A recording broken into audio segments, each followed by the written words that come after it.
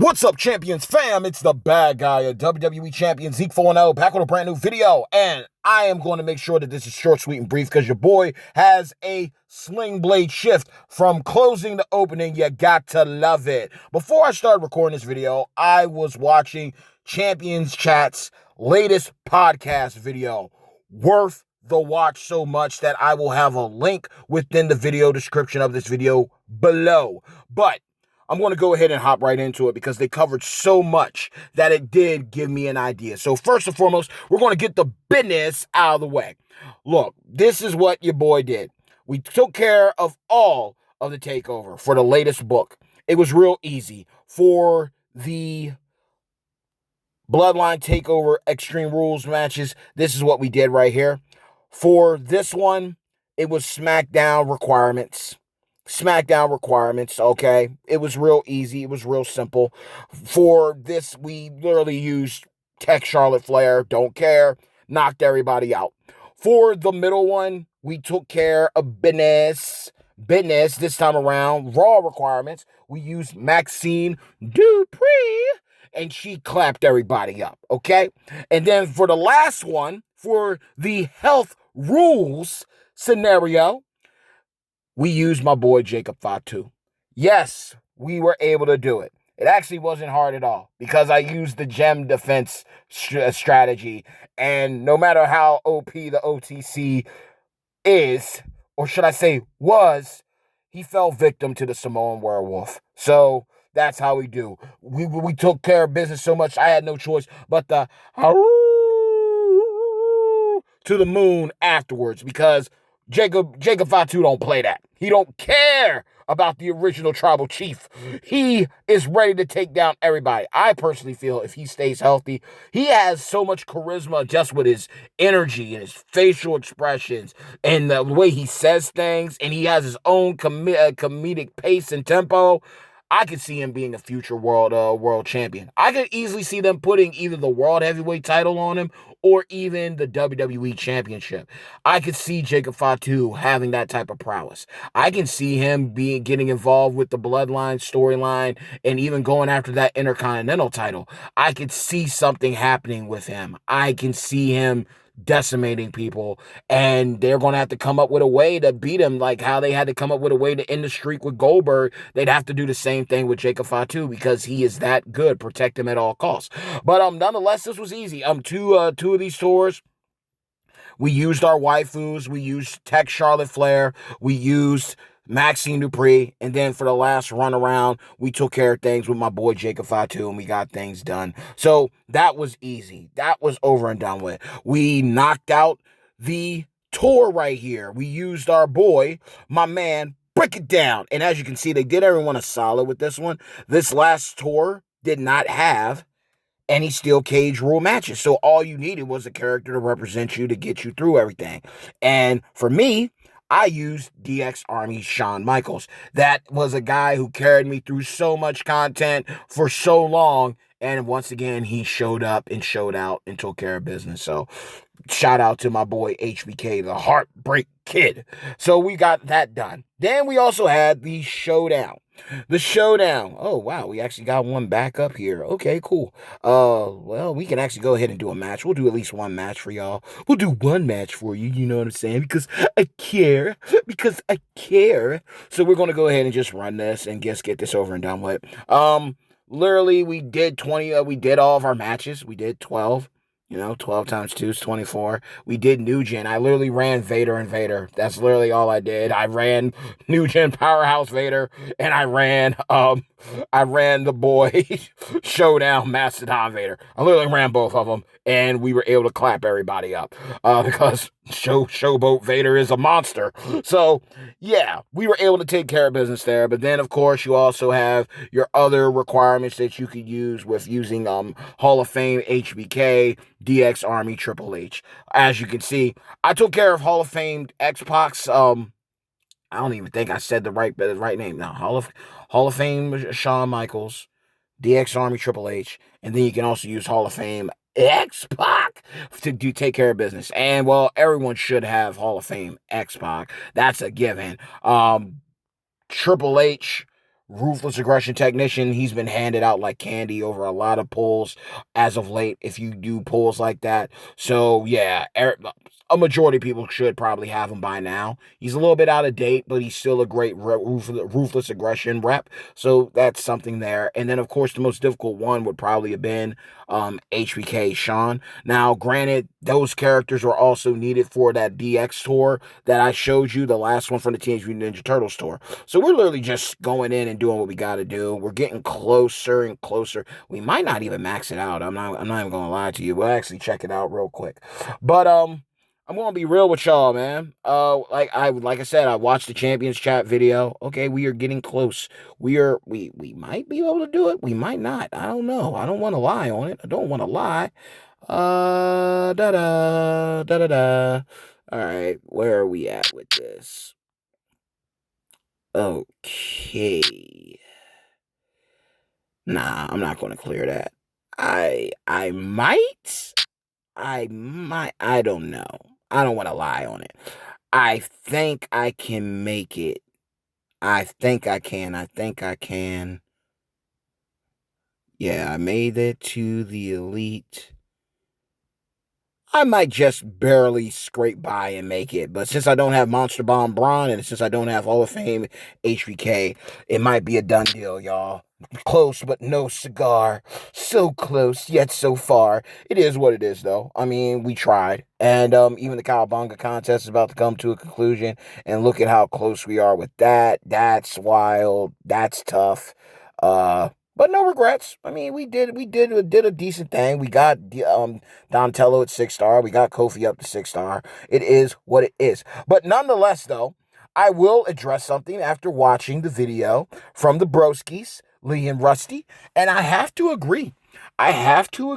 And it's one of the key reasons why I have to agree on what they said is because there's a lot going on and it kind of takes you out of the game in a sense, because this is what leads to burnout. One of the reasons why I left for a little bit of time when it came to making content. Your boy got tired. There's a lot going on, and I feel and I pray for my official content creator brethren, because when you think about it, there's a lot that's going on in this MLC, this month-long event. I will continue to say MLE, but I can't knock for saying MLC because, we're creatures of habit, right? There's a lot that's going on all at once within this MLE that could convolute a lot of things, and it could burn you out real quick.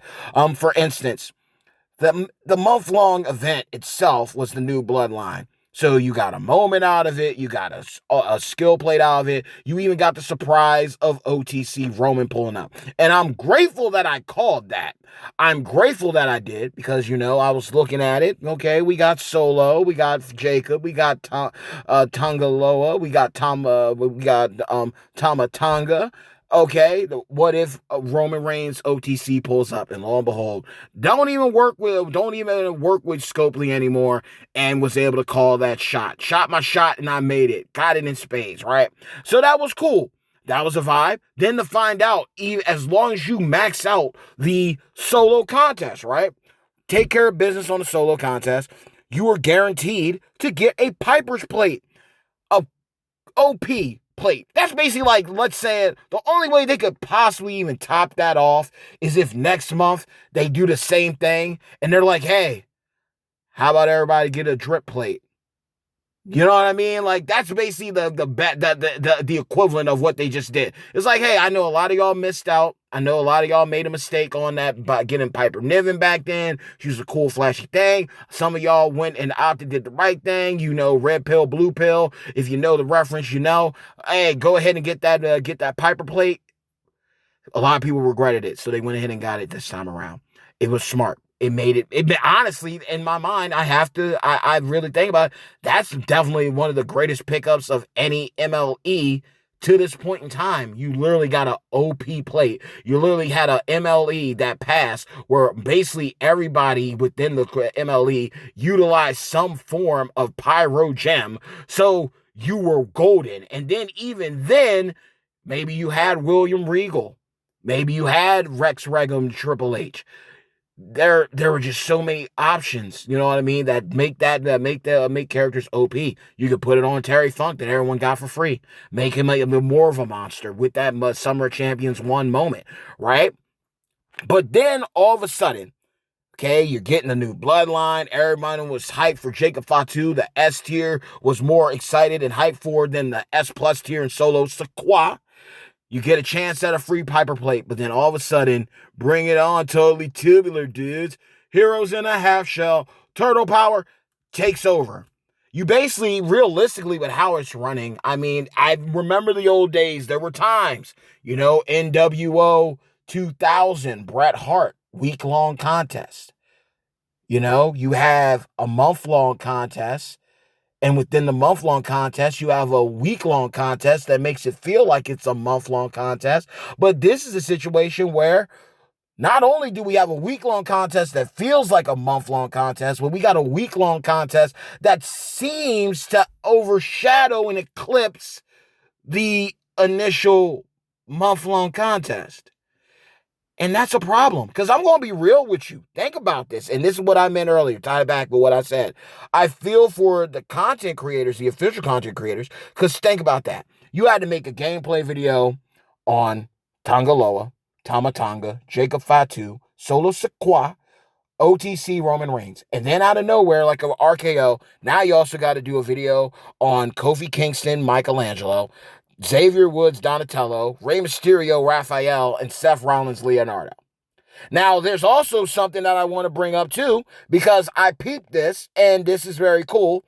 It is cool, but it also gets you up in the air about things, because we got this moment. Kudos to those who are able to pick it up. Hold on to your shards so you can fully max it out. Make it a beast.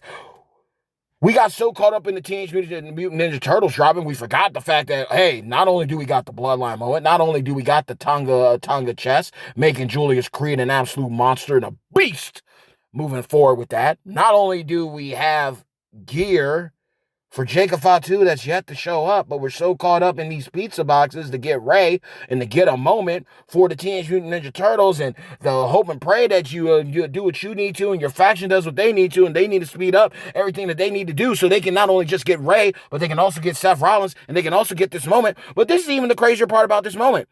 This moment literally has two shadows on the side, on the outside. If you're looking at it from my standpoint, okay, on the left side you got someone like blocked out, and on the right side you got someone blocked out. So there's someone to the on the side of Xavier Woods, and there's someone on the side of Kofi Kingston. Who could these people be? So then now you're trying to wrap everything up with a nice bow with the Bloodline Takeover MLE, but then you're looking at this whole situation of what do I go into, what do I invest in? FOMO's kicking in, fear of missing out. What am I going to do? Because there's two silhouettes on here. What do I do? What do I do? What do I do? Who do I get? What do I get? I don't know. So now I'm sitting here and I'm like, well, what are we really doing here? Because you were already guaranteed to make money anyway, because OTC Roman is an absolute monster and a god, a little G, because he's never going to be the big G-O-D, the Father, Son, and Holy Ghost. But let's just get real to it. When it comes to the pixelated world of WWE Championes, shout out to G-Motor Bro. If you know, you know. Go ahead and subscribe to his channel. Now, you go from taking your attention off of getting the gear for Jacob Fatu, picking up Jacob Fatu, going ahead and getting OTC Roman, going ahead and going on doing pull after pull after pull on every single weekend banner so you can have a chance to get OTC Roman. Maybe you might miss out on Solo Sikoa. Maybe you missed out on Tama Tonga. I don't know how you do it, because everyone can get an A-tier champion. But now you got to worry about getting Kofi Kingston. Well, now you got to worry about, am I going to get Raphael? I mean, sure, Rey Mysterio's booty butt cheeks, but I really like Power Gems. Or do I even like Power Gems? Do I have someone that's Power Gems? What is a Power Gem? Why is a Power Gem? So then I'm also sitting here like, well, how much money do I got to put up so I can go after Seth Rollins? Because Seth Rollins is basically the coach version of Sensational Sherry, -1 MP multiplied gem strength. So what do? I carry the 1 and I carry the 2 and then I carry another 3 and I divide that. And then I realize that you have 35%, 0.575 chance of walking out of here with your head still on straight. Are you following me? It's the mathing, because I don't think the math is mathing. Because I thought, hey, yo,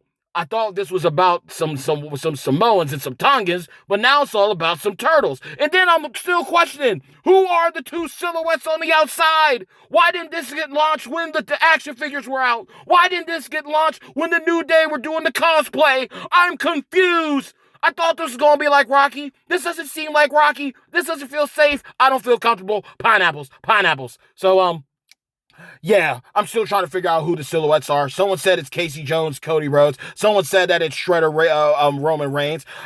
That's cool, but they're not here right now. So then what do I go after? Where is my target? Who is my target? What is the plot here? Because licensing is a thing. And they did get smart.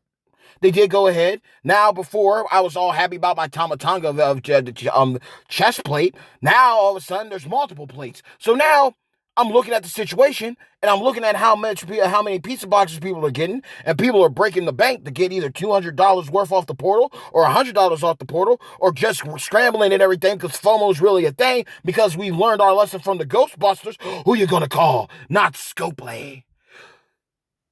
But it gets very exhausting, y'all. I mean, think about it. We went from just having the Bloodline tours and the Victory tours, the Tongaloa tour, right? To now you got your Bloodline takeover. You got your Teenage Mutant Ninja Turtles. You got your Gem Mania. You got your midweek contest. They said screw the Rosie showdown completely because we got multiple showdowns for the Turtles. Okay. The Extreme Rules, that was cool. So we got a little further ahead with the Blitz to Extreme. Okay. But it's a burnout. It's too much.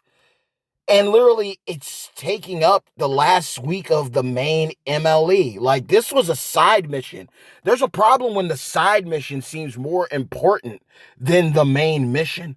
When the side quests get too deep and have more depth than the main quest. This is too much.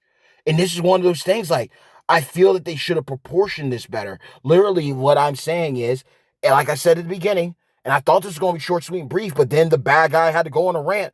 It literally feels like you got two MLEs within one MLE. And even though this is a WLE, it feels like it's crunched into be like it's basically a short MLE. And it's basically dwarfed the main MLE. So instead of you worried about getting your Piper's plate and getting Jacob Fatu's gear or picking up Roman Reigns OTC, now you're trying to spend all your money to get Leonardo Seth for the multiply gem strength times 3. And then you're trying to get enough pizza boxes, not just for you, but for your faction crew, so you can get Booty Butt Cheeks Bootio Rey Mysterio for his power gem ability that you may not care for, but you want to get him so then you can use the moment, and you want to get him so then you can be able to also pick up some skill plates that may or may not show up in the near future or far, far away. It's a lot. It is a lot. And I'm just like, yo, chill. The execution and the expectations were too high. As soon as I saw this, all I thought was, oh, snap, they're doing something like the Rocky bid. And that's true. But I feel the Rocky bid set the bar of how things were, especially after what happened with the Ghostbusters. It set the bar too high. And even though the Teenage Mutant Ninja Turtles are great, realistically, when you look at them, out of all those characters, who's really going to stand the test of time? Really stand the test of time. Kofi's great. I'm going to give Kofi his praises all day. But Kofi could end up in the same similar situation as Ghostbuster Cena. Or even one day, even if y'all might not want to hear it, Ozzy Osbourne. He's a god tier, free-to-play character that everyone could get if you just ground out the competition and the content. But at the end of the day, those characters get scaled out really quick. He's good for a moment in this 6-star gold meta. Doesn't mean that he's going to last. Now, I do feel and I do believe after watching a lot of videos, I believe Donatello's going to last longer. I believe Woods is going to stand a better chance. That move dodge is going to be a detriment to a lot of people. It's going to come in very clutch. It's going to be very saucy. It's going to help out a lot. Seth is great. He's great when it comes to move damage. He's a monster. But not everyone's going to get Seth. Not everyone's going to get Ray. And that speaks volumes. Like, you literally got to be ready to commit to spending boatloads to have a shot at either. You're going to have a better chance at Ray than you are going to have a chance at Seth. But then you look at the resources. Like, to me, like, now it's literally like I'm up in the air. Like, I went ahead and got this 6-star bronze of Donatello because that's my favorite turtle. I went ahead and got him. I did get I did purchase the $30 pack or the $20 pack. I believe it was the $20 pack, and got Kofi up to 6-star bronze, I believe. I got him all the way up to 6-star bronze or 6-star silver. He's great. He is great. But I had the tokens to make that move when I needed to. There are a lot of great resources to pick up here. I might end up going for one of these. If I can get enough points, I might go for one of these straps from off of here. Or I might just go ahead and get a whole bunch of TP. One way or the other, I'm walking away with something. I'm not walking out of here empty-handed. That's for sure. That is for sure. But nonetheless, though, I mean, when it comes to this one, I said in the past video, if you could, I would go and get Ray. I would get Ray. And then I would go ahead and pick up one of these plates. And I do like what they did here because these 4 plates are basically representatives of each one. The Cowabunga skill plate is Michelangelo. The Like a Boss skill plate is Raphael. The Fearless Leader skill plate is Leonardo. And the High Grade Titanium skill plate is Donatello. Now, again, I might be a big fan of it, and hopefully I can get the pizzas to do it. But if not, I'm at peace with it. I might not be able to get anything, right? But if I can, I personally am going to go for the high grade titanium skill plate. That's just me. I would love to get that skill plate. That would be an awesome thing. That would be phenomenal. I would love to get that. Or even the Fearless Leader skill plate. Those ones stand out the most to me. Or honestly, that Like a Boss skill plate, I could see that working out amazing too. Depending on your roster, one of these would be great. The moment is great if you want to go in on the Turtles. But then again, who are those people in that silhouette?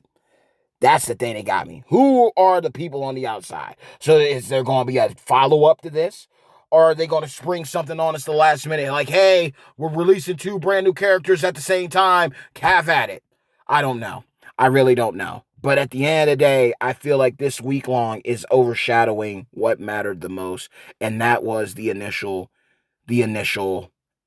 MLE. And, I'm grateful to God that I was able to get what I could get. But like I said, like looking at this threw everything for a loop. Like we only got so many days left. You know what I mean? And they opted not to give us more prize wall medallions. So this is looking like where it stops for me. It sucks. It sucks badly, but that's where I'm at. Like that's that because we didn't have more. And that Piper's Power, great pickup. Like literally, you finish this out. There's been plenty of opportunity to get the points for your solo contest if you've been doing everything you're supposed to. And go to town. Have at it. Clear out your talent up. Get those extra points there. Do what you've been doing. Clear out the content, and you will get a Piper's Power plate. Early congrats there. And as you saw right here, I did 3 weeks, and I was able to get the Jacob Fatu shards that I needed. So I mean, it's a great. It was a good 1-2 punch in the beginning, but now really looking at things, it's just too much. It's a lot. It's very convoluted. Like, just look at all this.